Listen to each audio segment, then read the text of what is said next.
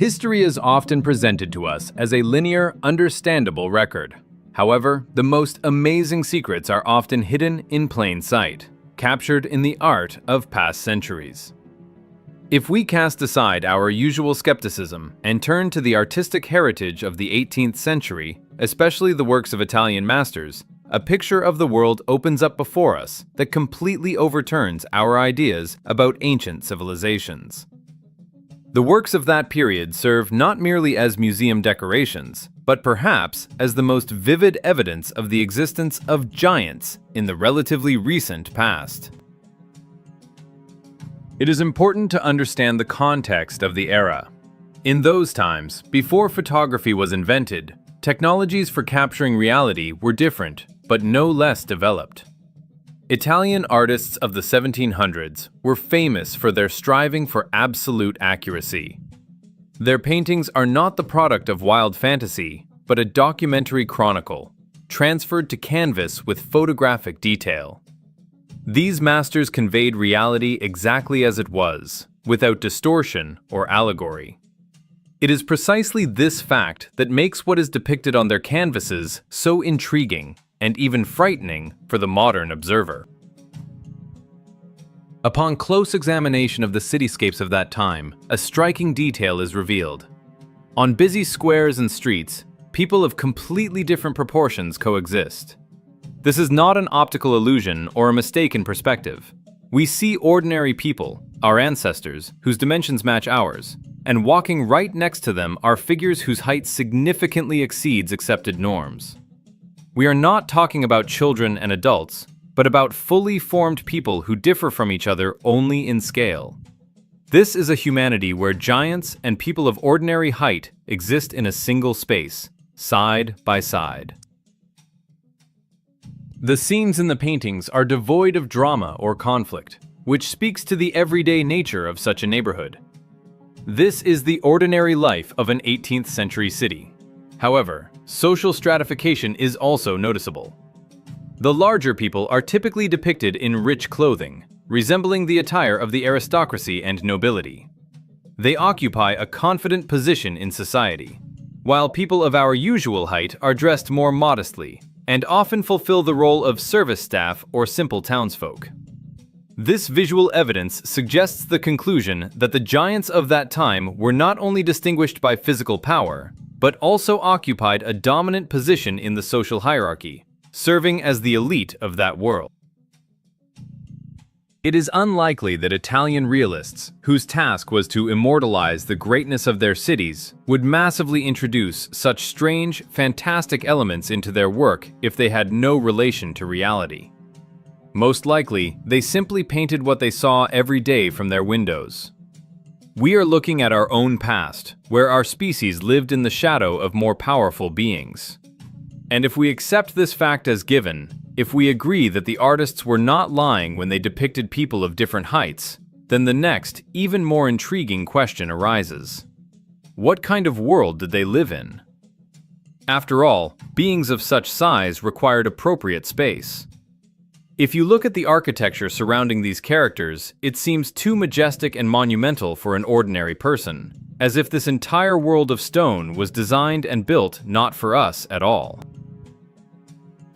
When we shift our gaze from the mysterious figures of the characters to the architectural background that surrounds them, an even more striking picture reveals itself. The environment captured on ancient canvases, as well as that which has survived in stone to this day, is silent but irrefutable proof that modern man occupies a place in these cities that was not originally intended for him. We are accustomed to admiring the grandeur of ancient buildings, their monumentality and scale, attributing the gigantic dimensions to the architect's desire for pomp and the wish to impress descendants. However, if we discard art history cliches and look at these buildings from the point of view of dry logic and functionality, it becomes obvious. These structures were designed based on completely different anthropometric data. Buildings constructed in the so-called antique style possess proportions that cause a deep sense of dissonance in a person of ordinary height. Huge window openings, stretching meters upward, and door portals through which a writer could freely pass without bowing his head seem excessive for people of our height. Why create a door 5 or 6 meters high if the average height of a resident does not exceed 1.70 meters? From the point of view of heat conservation and ease of use, this is nonsense. Such rooms are difficult to heat, and huge door leaves are heavy to open. But everything falls into place if we assume that these parameters were dictated not by aesthetics, but by ergonomics. For a creature ranging from 3 to 4 meters tall, such doorways and high ceilings are not a luxury, but a banal necessity, ensuring comfortable movement and life. Just as a standard 2-meter doorway is the norm for us. This architectural gigantomania correlates perfectly with the social stratification observed in the paintings. Giants dressed in expensive aristocratic clothes look absolutely harmonious in these settings. They are proportionate to the columns, arches, and staircases. Their figures naturally fit into the space of huge halls and wide terraces.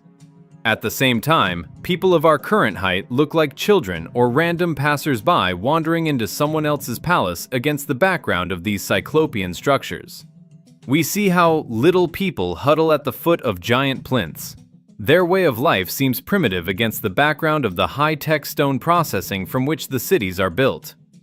This observation confirms the hypothesis that it was the giants who were the ruling elite, for whose needs and dimensions this material world was created. Ordinary people, apparently, only served this civilization or coexisted with it in secondary roles, using infrastructure created not for them.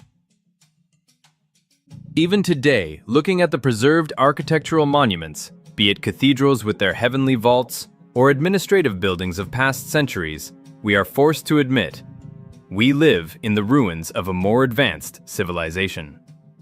We adapt these spaces for ourselves, inserting additional floors to break one giant story into 2 suitable for living, shrinking doorways, and installing elevators where the steps are too steep.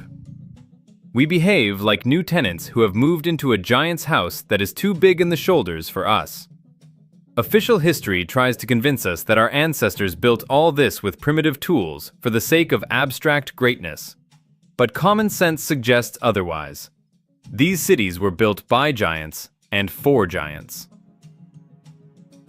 Words and theories may sound convincing, but the human mind requires visual evidence that cannot be written off as artistic fiction or a trick of the imagination. The most interesting part begins when we stop relying only on intuition and move to a direct comparison of facts. We have a unique opportunity to compare the documented past with our reality, to see the scale of the changes with our own eyes. After all, many of these buildings are still standing, and they are ready to reveal their secrets if you know where to look. The most convincing argument in favor of the existence of another giant civilization is a direct, ruthless comparison of the past and the present. When we take an old engraving or a painting by a famous master depicting a recognizable architectural structure, whether it be a triumphal arch in Rome or a cathedral square in Paris, and overlay a modern photograph taken from the same angle, reality begins to crack at the seams. This is no longer a question of art interpretation. It is the dry mathematics of proportions, which tolerates no double meanings. Let's consider a specific example. A classic antique arch with massive columns. In an 18th century painting, we see a person standing close to the base of a column. His figure looks harmonious. His head is significantly higher than the pedestal, reaching the first decorative elements of the column shaft. This person is confidently integrated into the space. He is proportionate to the architecture. Now let's fast forward to the present day. Tourists standing in the exact same spot look completely different. Their heads barely reach the middle of the same pedestal that came up to the waist of the person from the past. The difference in scale is colossal. If we perform simple geometric calculations, taking the average height of a modern European as 175 centimeters, then the character from the painting, to occupy such a position relative to the column, must have a height of at least 3 or even 3.5 meters. This comparison is not an isolated case. It is repeated in dozens and hundreds of images across Europe. We see the same doorways that today seem absurdly high, and people in old campuses filling these openings with their height quite naturally. A persistent, almost physical feeling arises that we are living in someone else's stage set. It is as if humanity moved into an abandoned city built for a race of titans, and now we are trying to adapt this world to our modest dimensions, not noticing how ridiculous we look against the backdrop of this cyclopean grandeur.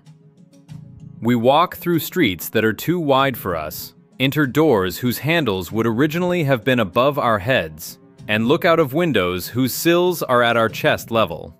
The scale of the deception becomes obvious. We have been convinced that we are the pinnacle of evolution and the builders of this world, while the facts scream that we are merely dwarves wandering among the ruins of greater predecessors.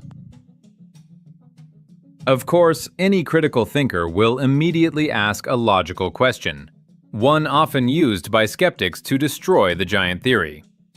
If all these buildings were built for people 3 meters tall, why then are the steps of the stairs leading to these temples and palaces of a quite standard size familiar to us?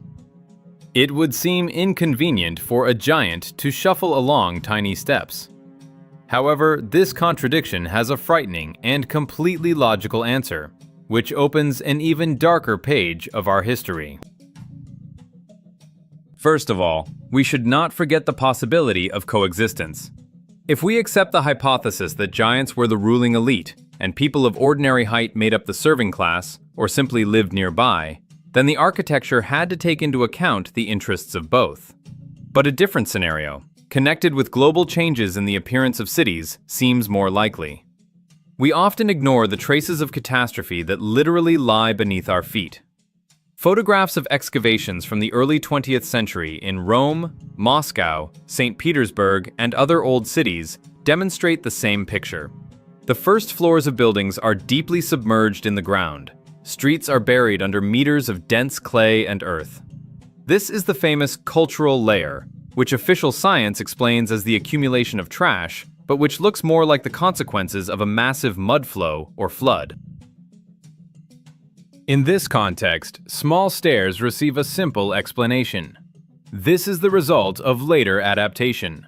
After the giant civilization disappeared or was destroyed by a cataclysm, surviving people of our height began to inhabit the surviving monumental structures. They dug out entrances, remodeled interiors, broke huge halls into floors, and, of course, relaid stairs to make them comfortable for themselves. Or they built new flights of stairs on top of the ruined giant steps. We see the result of reconstruction, not the original design. History was intentionally sanitized.